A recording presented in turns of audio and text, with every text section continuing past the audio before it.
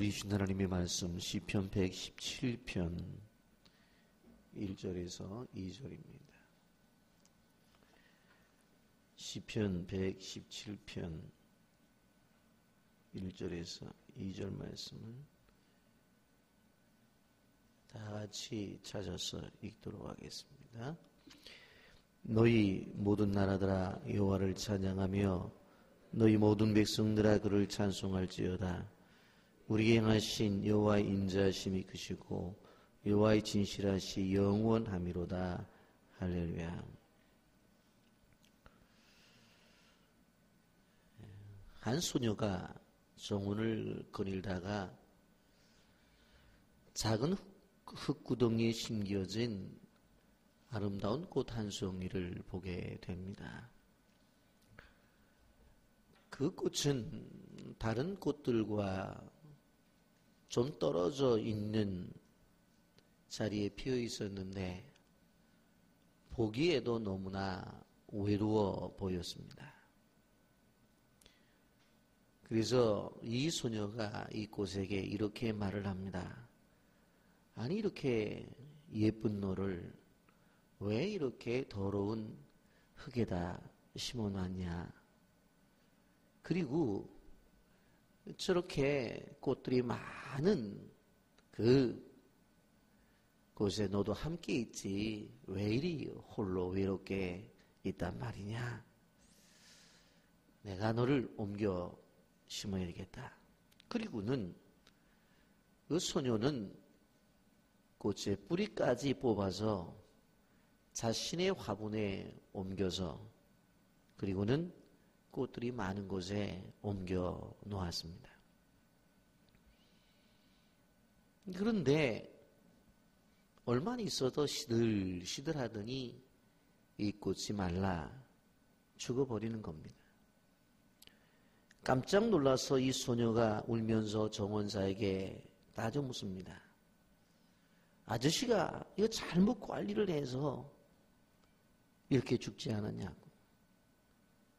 내가 더러운 흙에서 자라나고 그리고 외롭게 자라나는 것을 보고서 내가 내 화분에다가 아주 깨끗한 흙을 준비해서 그곳에 심었고 그리고 그 꽃을 외롭게 있길래 꽃이 많은 곳에 이렇게 옮겨 심었는데 그만 저렇게 죽고 말았잖아요.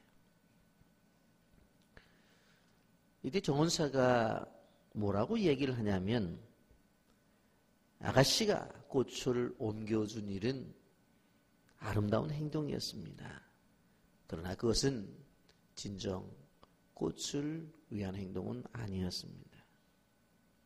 그 꽃은 원래 있었던 그 장소에서만 잘 자라날 수 있는 꽃이었기 때문입니다. 여러분, 우리는 인생을 살아가면서 여러 가지 자신의 위치와 자신의 자리 가운데 그곳에서 생활을 하고 있습니다.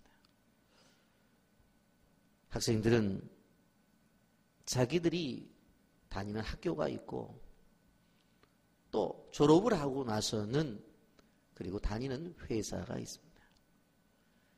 하나님의 뜻 가운데서 결혼을 해서 나름대로 서로 다른 남편과 아내와 함께 자녀를 낳고 생활을 합니다.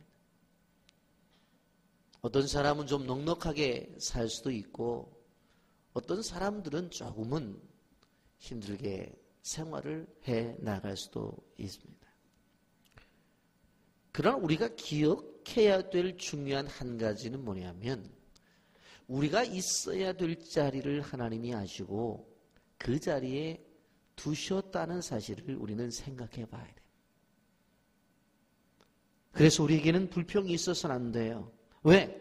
지금 내가 있는 자리가 하나님이 주신 자리라는 거예요. 그리고 지금 이 자리가 하나님이 나에게 주신 최선의 자리라는 거예요.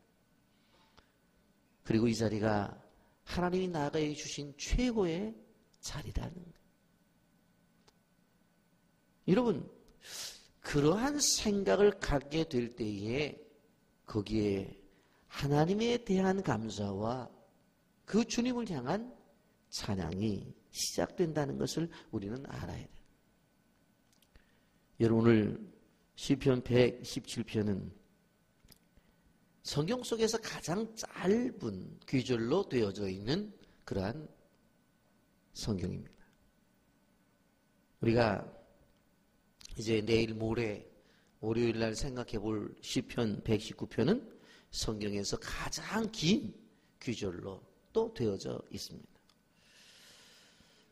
이 짧은 귀절로 되어져 있는 시편의 말씀을 우리는 너무 짧기 때문에 가볍게 여길 수 있을지 모르지만, 그러나 하나님이 우리에게 주신 말씀이기 때문에 이 말씀 속에서 우리는 오늘 이 새벽에 또한 진리를 찾아 하나님 앞에 영광을 돌리기를 원합니다. 여러분 1절 말씀에 보면 너희 모든 나라들아 여호와를 찬양하며 너희 모든 백성들아 그를 찬송할지어다, 그렇게 말씀하고 있습니다.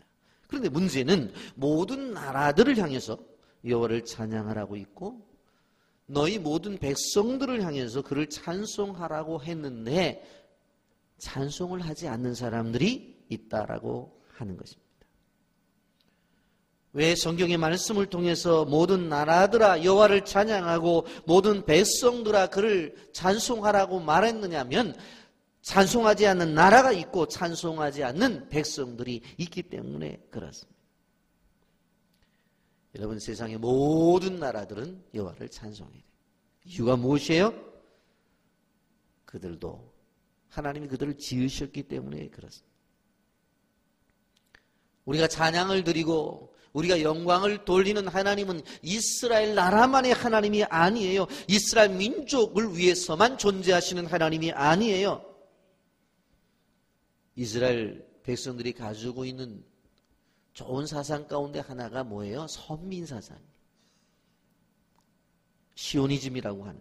그런데 이것이 이스라엘 백성들에게 큰 오해를 불러일으켰어요. 그것은 뭔가 하면 하나님은 이스라엘 백성들만의 하나님이고 하나님이 복을 주실 때 이스라엘 백성들에게만 복을 주신다고 하는 생각이었어요.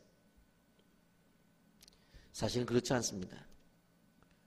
하나님께서 이스라엘 백성들을 세우셨고 이스라엘 백성들에게 복을 주신 것은 사실이에요. 그럼 왜 그랬어요? 이스라엘 백성들을 세우셔서 바로 이스라엘 백성들이 하나님 앞에 영광을 돌리고 이스라엘 백성들이 하나님의 말씀대로 순종함으로 인해서 복을 받는 그것을 모든 사람들에게 보여줌으로 아, 저렇게 살아가야 되는구나 하는 것을 가르쳐 주기 위해서 그들을 세웠는데 그들은 하나님의 생각과는 달리 자기들만 사랑하고 자기들만 복을 받는다고 생각을 했어요.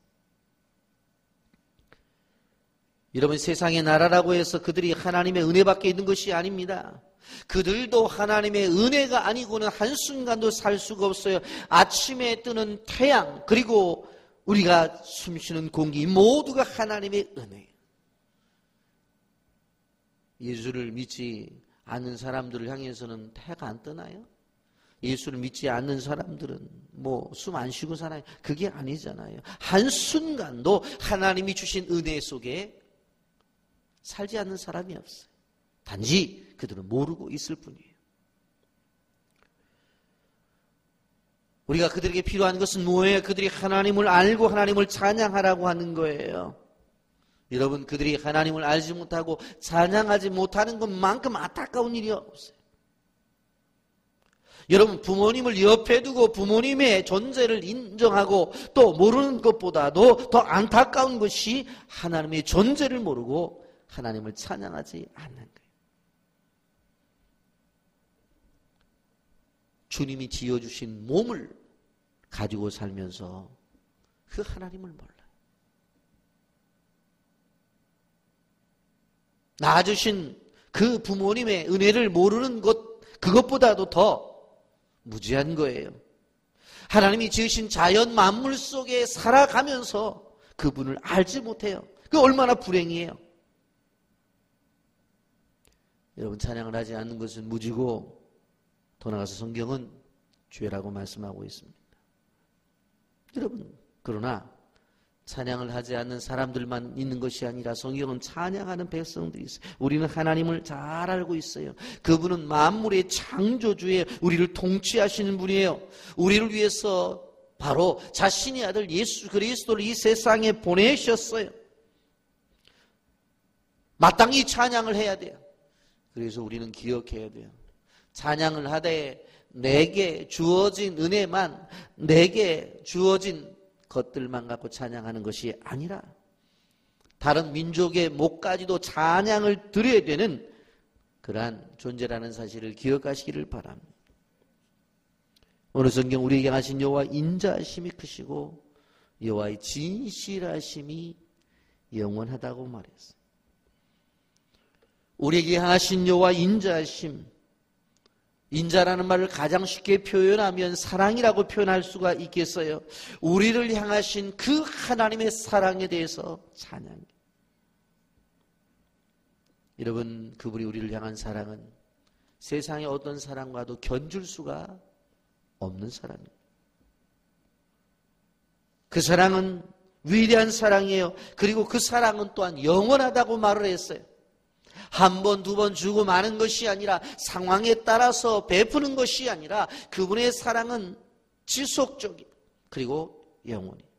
그리고 하나님의 사랑은 진실합니다. 우리를 향하신 여호와의 사랑이 신실하며 그 사랑이 진실하기 때문에 우리를 소리 높여 찬양해야 돼요. 오늘 117편 2절 하반절에 뭐라고 말했어요? 할렐루야를 외치죠. 할렐루야. 사실 우리는 우리나라의 많은 목사님들이 할렐루야를 할 때 아멘, 할렐루야 해서 어떻게 보면 앞에 액센트가 들어가 있어요. 그래서 할렐루야 그렇게 말하지만 원어적 의미로 가면 할렐루야 그래야 돼요. 할렐루가 뭐예요? 여호와를 찬양하라고 할 때 찬양하라. 할렐루야 하나님. 원어적인 의미는 하랄야입니다. 히브리적 표현을 쓴다면 히브리 원어는 하랄야. 그를 우리 성경에 할렐루야 하는데, 그래서 여러분들은 앞으로 어떻게 돼요? 괜히 또 옆 사람 보고 하면서 할렐루야 그러지 말시고 원어적으로 올 때에 야가 하나님이야. 할렐루가 찬양하라. 할렐루야. 따라서 보세요. 할렐루야. 화날 때 쓰지 마시고 하나님을 찬양할 때도 할렐루야 하는 게 이 원어적으로 발음 표현이에요. 우리가 이렇게 찬양을 하게 되어질 때에 많이 찬양을 해요. 그리고 더 깊이 찬양을 해야 돼요. 그리고 오래 찬양을 해야 돼요. 그리고 넓게 찬양을 해야 돼요. 단순히 찬송가에 가사 있는 것만 찬양이 아니라, 제가 40일 특세하면서 뭐라고 말을 했어요? 시편이 찬양이라고 그랬잖아요. 그러니까 곡조가 붙어 있지 않더라도 자연세계를 바라보면서 여러분 하나님을 찬양해야 돼요. 시편의 말씀 묵상하면서 오늘 새벽에 나오면서 아유 특세 때 왜 비가 오는 거야? 그러면 시편 여러분 말씀 잘못 들은 거예요. 나오면서 비늘의 마른 풀 같은 내 영혼에 단비를 내려주신 것을 깨닫게 하기 위해서 자연세계에 먼저 비를 내려주신대요. 우산을 집어던지고 맞고 가겠습니다. 할 수 있는 용기가 있어야 자연세계에 내리는 단비를 바로 내 영혼의 하나님께서 새벽에 말씀의 단비를 주실 거라고 하는 믿음이 생기는 거예요. 아멘입니까? 그래서 하나님을 찬양하는 데 있어서 오늘 찬송가 몇 장 부를까? 그래서 한 장 부르고 아유 다 끝났다. 아이고 왜 이렇게 길어? 5절까지 돼 있네. 그러지 말라. 더 깊이, 더 오래, 더 많이 이렇게 찬양하는 주의 종들이 되기를 주님의 이름으로 축복합니다. 그러면 왜 찬양해야 되느냐? 찬양의 이유. 왜 우리 보고만 찬양하는 것이 아니라 모든 나라들 보고 찬양하라고 그렇게 말을 했느냐? 바로 하나님께서 우리를 향하신 하나님의 구원 계획 속에서 우리뿐만 아니라 모든 사람들이 다 구원 계획에 들어가 있기 때문에 그렇습니다. 창세기 3장 15절에 뭐라고 말해요? 내가 너로 여자와 원수가 되게 하고 내 후손도 여자의 후손과 원수가 되게 하리니 여자의 후손은 내 머리를 상하게 할 것이요 너는 그의 발꿈치를 상하게 할 것이니라. 여러분, 최초의 인간인 아담과 하와가 죄를 지은 다음에 그 죄에 대한 사죄함에 대한 말씀으로 창세기 3장 15절을 주셨어요. 그래서 창세기 3장 15절을 뭐라고 말을 해요? 원시복음이라고 그렇게 말을 해요. 그런데 이때만 말씀하신 것이 아니라 끊임없이 성경에 보면 이사야 선지자를 통해서 예언하셨고 예레미야 선지자를 통해서 예언하셨고 미가 선지자를 통해서 마지막에 말라기 선지자를 통해서 의로운 해가 떠오르겠다고 말씀하신 다음에 400여 년의 기간이 지난 다음에 의로운 해가 떠오르잖아요. 여러분, 찬양해야 될 이유가 뭐예요? 우리의 인생의 길에서 생명의 길과 구원의 길을 다 마련해 주신 하나님을 우리는 찬양해야 된다. 이 복음이 얼마나 놀라워요. 그렇다고 한다면 우리가 그런 받을 만한 자격이 있느냐? 아니, 로마서 5장 8절에 뭐라고 말했어요? 우리가 아직 죄인 되었을 때에, 우리가 의롭게 되어진 것이 아니라 죄인 되었을 때에 하나님께서 우리를 향한 사랑의 확증으로 자기 아들을 십자가에 죽게 하셨다는 거예요. 우리가 구원을 받을 만한 어떤 자격이 있어서, 구원을 받을 만한 어떤 조건이 있어서 그런 것이 아니라 죄인 되었을 때라고 분명히 말해요. 여러분, 이러한 구원의 은혜를 주셨는데 요한복음 3장 16절에 뭐라고 말해요? 하나님이 세상을 이처럼 사랑하사 독생자를 주셨으니 이는 그를 믿는 자마다